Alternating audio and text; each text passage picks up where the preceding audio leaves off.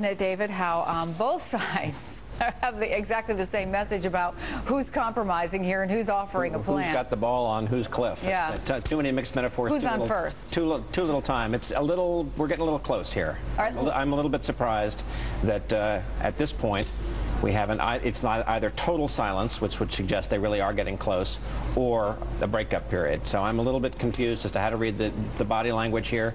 Although I didn't hear Mr. Cantor or Mr. Boehner, when they came out of that conference, drawing any hard lines. It does seem like they're still playing to their base. As we said a couple of minutes ago, they're just trying to string this out as long as possible. But I don't see any hardening. I just see dithering.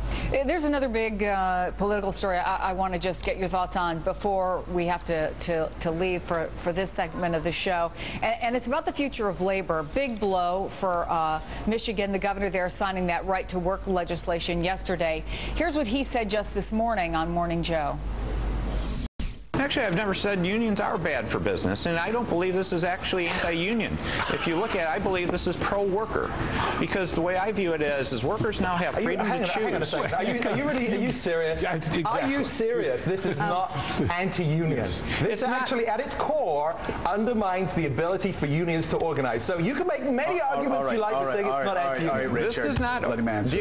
This does not deal with organizing at all. This does not deal with collective bargaining at all. Aaron, big picture, what does this mean for organized labor? What it means is they will be fueled and energized going into the 2014 midterm elections, and I can't believe that we are talking about another election cycle just yet, but I interviewed the chair of the Democratic Governors Association, the governor of Vermont, over the weekend, and he was telling me that this will be a very big deal going into all of the Midwestern gubernatorial races in 2014. There are a lot of Republicans who won in 2010, and obviously because of this issue, they're really going to go after those Republicans. And not just Michigan, Ohio, Pennsylvania, and Wisconsin, but you also have Nevada, you have Florida coming up. The AFL-CIO has made it clear, David, that they're targeting these races. Is this the way the unions now see to protect themselves, to elect Democratic governors? Absolutely, and they turn out more than the average voter. Union members are only 1 in 8 workers is a union member. 1 in 5 voters on November 6th was a union voter. So they vote at a much higher percentage than the average one of us. And they're going to push that number up, and this is going to energize them, and I think there's a bear getting baited here. Yeah, and even before this legislation was signed yesterday, I was getting union sources writing to me saying we're, getting ready to fight this. So this is just another step in this struggle.